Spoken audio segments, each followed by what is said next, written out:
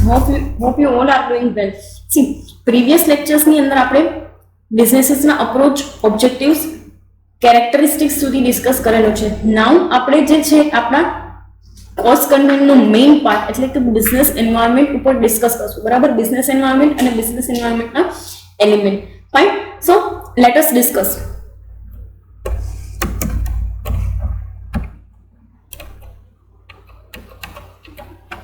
C, તમે અત્યાર સુધી જે છે એ બિઝનેસને રિલેટેડ જેટલી પણ વસ્તુ હતી એ સ્ટડી કરેલી. હવે આપણે બિઝનેસ એન્વાયરમેન્ટ ઉપર સ્ટડી કરીએ છીએ. એન્વાયરમેન્ટનો સીધો સાદો મિનિંગ આપણે વાતાવરણ તરીકે સમજતા હોઈએ. બરાબર, એટલે કે આપણી આસપાસ જેટલી પણ વસ્તુઓ છે ચાલે છે, બરાબર, એ વસ્તુઓને આપણે સિમ્પલી એન્વાયરમેન્ટ કહીએ છીએ. આ તમને બિઝનેસ એન્વાયરમેન્ટના કન્ટેક્સમાં આખું જે છે એ યુનિટ આપેલું છે. બરાબર, this is the main and core part. અત્યાર સુધી આપણે જે વસ્તુ સમજતા હતા, જે કાંઈ પણ વસ્તુ ભણતા હતા, એ શું છે તો કે આ બિઝનેસ એન્વાયરમેન્ટને સમજવા માટેનો એક બેઝ હતો કે જેના માટે તમારે જરૂરી હતું કે બિઝનેસના કેરેક્ટરિસ્ટિક્સ સમજવા. તો તમને આઈડિયા આવે કે બિઝનેસ જે છે એના પોતાના લક્ષણો શું છે કે જે એક એન્વાયરમેન્ટ એટલે કે એક ઇકોનોમીની અંદર ઓપન થાય છે. ફાઇન, સો બિઝનેસ એન્વાયરમેન્ટ માટે ડિસ્કસ કરીએ. સી, આમાં તમને મેં જે કાંઈ પણ મટીરિયલ છે એની અંદર જે છે એ સેન્ટેન્સની અંદર એક વસ્તુ આપેલી છે. Business environment means the aggregate of all the forces and factors and institutions which are external to and beyond the control. See, એ વસ્તુ જે છે એ તમારે એક વસ્તુ હું તમને કહું છું કે તમે એક નોટ અને પેન સાથે રાખો કે જેમાં તમને અહીંયા મેં જે કાંઈ પણ વસ્તુ લેક્ચરની અંદર કીધેલી છે એમાંથી કોઈ પણ ઇમ્પોર્ટન્ટ પાર્ટ હોય તો તમે જે છે એને નોટ ડાઉન કરી શકો. ફાઇન, સો એ રીતે ચાલીએ. સી, એમાં તમને એક સેન્ટેન્સ આપેલું છે which are external to and beyond the control of an individual business enterprise but which exercise a significant influence on the functioning and growth of individual enterprise. હવે આ sentence જે છે એને આપણે ટુકડામાં સમજીએ. પહેલા તમને શું કીધેલું છે તો કે aggregate of all the forces and factors. બરાબર, એટલે સીધી સાદી શું વસ્તુ છે તો કે આની પહેલા તમને યાદ હોય તો આપણે એક વસ્તુ સમજેલી છે, ઇન્ટરનલ ઇકોનોમાઇઝ અને એક્સટર્નલ ઇકોનોમાઇઝ. બરાબર, એના સાથે હું તમને આ એગ્રીગેટ ફોર્સિસ જે છે એને કનેક્ટ કરાવું છું. સિમ્પલી ઇન્ટરનલ ઇકોનોમાઇઝની અંદર આપણે એ તમામ વસ્તુઓ ભણેલા હતા કે જે બિઝનેસને ઇન્ટરનલી અફેક્ટ કરતી હોય, એટલે કે બિઝનેસના ડિસિઝન મેકિંગ, એની ટેકનોલોજી પેટર્ન, એની જે કાંઈ પણ જે છે એ એમ્પ્લોઈઝ પાસે કામ કરાવવાની પેટર્ન. બરાબર, તો એ વસ્તુ એ ફોર્સિસને આપણે સમજેલા હતા in context to the economize. બરાબર, internal economize and then comes to external economize. એટલે કેવું તો કે જે બિઝનેસના આઉટ ઓફ કંટ્રોલ છે, કે જેને બિઝનેસ પોતે કંટ્રોલ ના કરી શકે. સીધી વસ્તુ છે, બિઝનેસ પોતાના ડિસિઝન મેકિંગ જે છે એઝ વેલ એઝ બિઝનેસની પોતાની ટેકનોલોજી જે છે કે પછી એની વર્કિંગ પેટર્ન જે છે, મેનેજર્સની વર્કિંગ પેટર્ન છે, એની થોટ પ્રોસેસીસ જે છે, બરાબર, એને એ લોકો જે છે એ કંટ્રોલિંગ અથવા તો બજેટિંગના મીડિયમ થ્રુ એ લોકો એને ચેન્જ કરી શકે. બટ એક્સટર્નલી જે કાંઈ પણ ફેક્ટર્સ કે જે બિઝનેસને અફેક્ટ કરે છે એ વસ્તુ ક્યારેય બિઝનેસના હાથમાં હોતી નથી. ફાઇન, સો આની અંદર તમને શું આપેલું છે તો કે બંને ફોર્સિસ એન્ડ ફેક્ટર્સ. કેમાં તો કે external which are external to and beyond the control of an individual business enterprise. એટલે કેવું તો કે એક તો એક્સટર્નલ અને બીજું કેવું તો કે બિયોન્ડ ધી કંટ્રોલ. એટલે કે બિઝનેસ એન્વાયરમેન્ટ જે કોઈ પણ ઇન્ડિવિજ્યુઅલ બિઝનેસ એન્વાયરમેન્ટ જે છે એને એક પણ પ્રકારે કંટ્રોલ કરી શકે નહીં. which exercise a significant influence. See, if you want to mark, બરાબર, આ જે કાંઈ પણ તમને મિનિંગ આપેલું છે એમાંથી તમારે કાંઈ પણ વસ્તુ જે છે માર્ક કરવી હોય તો તમે આ વસ્તુ કરી શકો છો. એટલે કે તમારી નોટબુકની અંદર as a part of the important point તમારે નોટ ડાઉન કરવો હોય તો તમે કરી શકો છો. which exercise a significant influence on functioning and growth of individual enterprise. એટલે શું તો કે એ એક્સટર્નલ ફેક્ટર જે છે એ હકીકતમાં નુકસાન માટે નથી. બરાબર, નો ડાઉટ બિઝનેસ એન્ટરપ્રાઇઝનો એના ઉપર કોઈ પણ પ્રકારનો કંટ્રોલ નથી. બટ એમાં તમને શું આપેલું છે તો કે significant influence on the functioning and growth. બરાબર, એટલે કે એક નોંધપાત્ર રીતે ઇન્ફ્લુઅન્સ એટલે કે એના ઉપર કંટ્રોલ નાખે છે આ તમામ ફેક્ટર્સ. શું કામ? તો કે કોઈ પણ બિઝનેસમાં સ્મૂથ ફંક્શનિંગ અને ગ્રોથ માટે. આના માટે તમને એક બહુ સીધું સાદું એક એક્ઝામ્પલ આપી દઉં. તમે જે 4th સેમેસ્ટરની અંદર જેટલી પણ ઇન્સ્ટિટ્યુશન્સ ભણેલા હતા, બરાબર, like for example SEBI, securities exchange board of India, RBI, reserve bank of India, આ બધી શું છે તો કે ગવર્મેન્ટલ બોડીઝ છે કે જે અલ્ટિમેટલી શેર માર્કેટને રિલેટેડ કંપનીઝ જે છે એના સ્મૂથ ફંક્શનિંગ અને એનું જે કાંઈ પણ ગ્રોથ છે એના રિલેટેડ વર્ક કરતા હોય. રિઝર્વ બેંક ઓફ ઇન્ડિયા તો બેન્કિંગનું જે એન્વાયરમેન્ટ જે છે એને કંટ્રોલ કરીને એના સ્મૂથ ફંક્શનિંગ ઉપર વર્કઆઉટ કરતા. એક બહુ સીધી સાદી વસ્તુ છે. જો આવી કોઈ પણ ગવર્મેન્ટલ બોડી ના હોય તો શું સિચ્યુએશન થાય? તો કે માર્કેટની અંદર જેટલા પણ લોકો જે છે, બરાબર, અથવા તો જેટલી પણ બિઝનેસ એન્ટરપ્રાઇઝીસ છે ઓર એલ્સ કે બેન્કિંગ ઇન્સ્ટિટ્યુશન્સ કે શેર માર્કેટની રિલેટેડ ઇન્સ્ટિટ્યુશન એ પોતાની રીતે વર્કઆઉટ કરવા માંડે તો કોઈ પણ એક ઇન્ડસ્ટ્રીનું મેનેજમેન્ટ જે છે એ વિખરાઈ જાય. સીધી વસ્તુ છે. શું કામ? કેમ કે સિમ્પલી જો આવી કોઈ પણ એક કંટ્રોલિંગ ઇન્સ્ટિટ્યુશન નથી તો બિઝનેસીસ કે જે કાંઈ પણ બોડીઝ કે જે કાંઈ પણ ઇન્ડિવિજ્યુઅલ્સ જે છે એ પોતાની રીતે વર્કઆઉટ કરવા માંડે. બેન્કિંગ પોતાની રીતે વર્કઆઉટ કરવા માંડે. એને મન પડે એ રીતે એ લોકો ઇન્ટરેસ્ટ રેટ ચેન્જ કરે, એને મન પડે એ રીતે પોલિસી બનાવવા માંડે. સો ધીઝ થિંગ્સ એટલે કે આવા એક્સટર્નલ ફેક્ટર્સ પણ નીડેડ છે. પણ તો કોઈ પણ એન્ટરપ્રાઇઝ ઉપર આ જેટલા પણ ફંક્શન્સ કે આ જેટલા પણ એક્સટર્નલ ફેક્ટર્સ છે એ સારી રીતે અફેક્ટ કરતા હોય અને સ્મૂથ ફંક્શનિંગ અને ગ્રોથ માટે ચલાવવામાં આવે છે. Fine. So this all known as the business environment. So next તમને એક સેન્ટેન્સ આપેલું છે, one must study the place of environment in its geographical, cultural and religious context. સીધી વસ્તુ છે. એક બિઝનેસને ખાલી એ બિઝનેસના એક્સટર્નલ ફેક્ટર્સ એટલે ગવર્મેન્ટ કે સપ્લાયર કે કન્ઝ્યુમર્સ કે એમ્પ્લોઈઝ આ લોકો જ ખાલી અફેક્ટ ના કરતા, બટ બિઝનેસ ક્યાં ઓપન થાય છે એનું જીઓગ્રાફિકલ લોકેશન, બરાબર, જે કન્ટ્રીની અંદર ઓપન થાય છે એનું કલ્ચરલ એન્વાયરમેન્ટ, એનું રિલિજિયસ એન્વાયરમેન્ટ, આ તમામ વસ્તુ આપણે ઇનડેપ્થ ડિસ્કસ કરીશું જ્યારે આપણે એલિમેન્ટ્સ ડિસ્કસ કરીશું. ફાઇન. સો એ એન્વાયરમેન્ટના અકોર્ડિંગ ટુ બિઝનેસને ઓપન થવાનું. Fine. So this is the thing. હવે હું તમને એક બહુ સિમ્પલ એક ખાલી અત્યારે એક રિલિજિયસ એક કલ્ચરના પોઈન્ટ ઓફ વ્યૂથી તમને એક એક્ઝામ્પલ આપું છું. તમે કોઈ એવી કન્ટ્રીની ફોરેન કન્ટ્રીની અંદર જાઓ છો, બરાબર, અને ત્યાં તમે સાડી વેચો છો. વેચાય, એમાં કંઈ ખોટું નથી, પણ લે કોણ? તમારી સાડી લેશે કોણ? એ લોકો કે જે અહીંયાથી ત્યાં ગયેલા હોય, બરાબર, એટલે કે ઇન્ડિયાથી એ લોકો ત્યાં ગયેલા છે અને ત્યાં રહે છે, બરાબર, તો એ લોકોને. બટ એના માટે તમારું ત્યાં કોઈ પોટેન્શિયલ માર્કેટ છે નહીં. ફાઇન. સો એ પણ એક વસ્તુ છે જે આગળ આપણે બિઝનેસ વેન્ચરના કન્ટેક્સમાં કે બિઝનેસ વેન્ચર કેવી રીતે ઓપન થવું જોઈએ એ કન્ટેક્સમાં આપણે ડિસ્કસ કરશું કે how cultural, religious and geographical location affects to your business.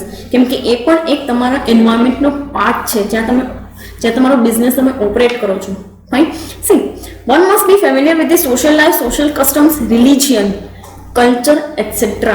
હવે તમે જે જગ્યાએ તમારા બિઝનેસને ઓપરેટ કરવાનું વિચારો છો, બરાબર, તમારું વેન્ચર ઓપરેટ કરવાનું વિચારો છો, તો તમને આ દરેક વસ્તુ વિશે ખ્યાલ હોવો જોઈએ કે ત્યાંના લોકોની સોશિયલ લાઈફ કેવી છે, એ કન્ટ્રીનું કલ્ચર કેવું છે, કેવા રિલિજિયન્સ જે છે એ કન્ટ્રીના લોકો ફોલો કરે છે. રાઈટ. જ્યાં સુધી તમને આ વસ્તુ ખબર નથી ત્યાં સુધી તમને કાંઈ પણ આઈડિયા નહીં આવે. બહુ એક સીધું સાદું એક્ઝામ્પલ આપું તમને.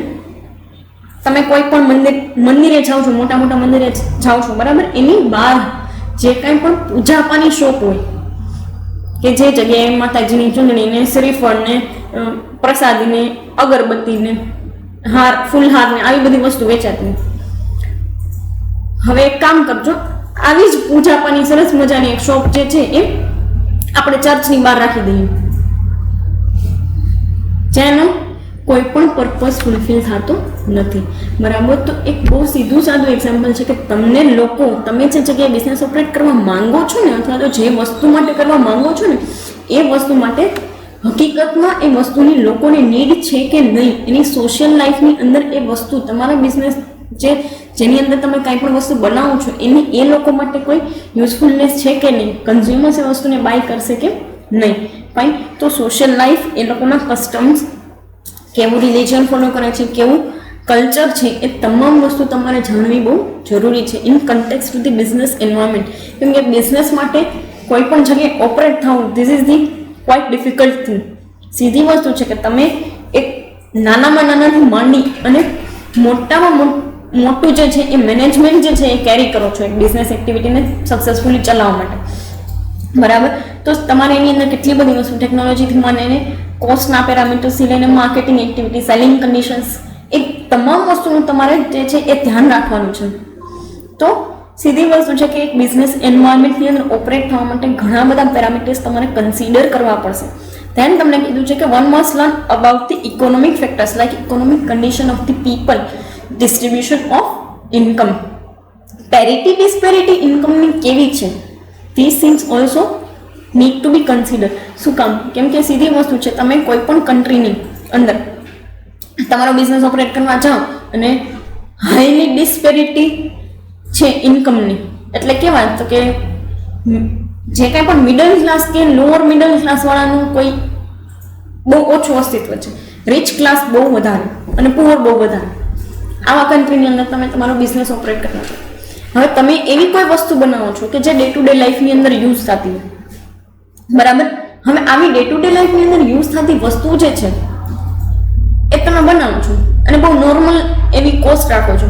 રિચ લોકો જે છે એ નોર્મલી જે છે એ કમ્ફર્ટ્સ અને લક્ઝરી પરચેસ કરતા હોય છે. એ લોકોને તમારી પ્રોડક્ટની બિલકુલ જરૂરિયાત નથી. અને તમે બનાવી છે પ્રોડક્ટ મિડલ ક્લાસના લોકો માટે, એટલે પુઅર બિચારા બાય કરી શકવાના નથી. તો તમારો કન્ઝ્યુમરનો બેઝ જે છે એ ઓટોમેટિકલી ઓછો થઈ જાય. ફાઇન. સો એવી દરેક વસ્તુ, દરેક પેરામીટર્સ ઉપર તમારે વર્કઆઉટ કરવું પડે કે ભાઈ લોકોની ઇકોનોમિક કન્ડિશન કેવી છે, કન્ટ્રીની ઇકોનોમિક કન્ડિશન કેવી છે, કન્ટેક્સ્ટ ઓફ એમ્પ્લોયમેન્ટ કેવું છે. બરાબર. કેમ કે બહુ એક સીધી સાદી વસ્તુ તમને સીધું સાદું એક્ઝામ્પલ આપી દઉં. આપણે એમ્પ્લોયમેન્ટના કન્ટેક્સમાં બી તમને આખી સાયકલ સમજાવીશ. બટ કન્ટેક્સ ઓફ એમ્પ્લોયમેન્ટ કેવું લેવલ છે ને એમ્પ્લોયમેન્ટનું, ધીસ ઓલ્સો અફેક્ટ. કેમ કે એમ્પ્લોયમેન્ટના લેવલથી તમને ખ્યાલ આવે કે લોકોના હાથમાં પરચેસિંગ પાવર કેવો છે. જ્યાં સુધી ખબર નહીં પડે ને કે લોકોના હાથમાં પરચેસિંગ પાવર કેવો છે, ત્યાં સુધી તમે તમારી પ્રોડક્ટને માર્કેટમાં ગમે એવી સારી રીતે લોન્ચ કરો, કોઈ નો લે તો નો જ નહીં. This is the thing.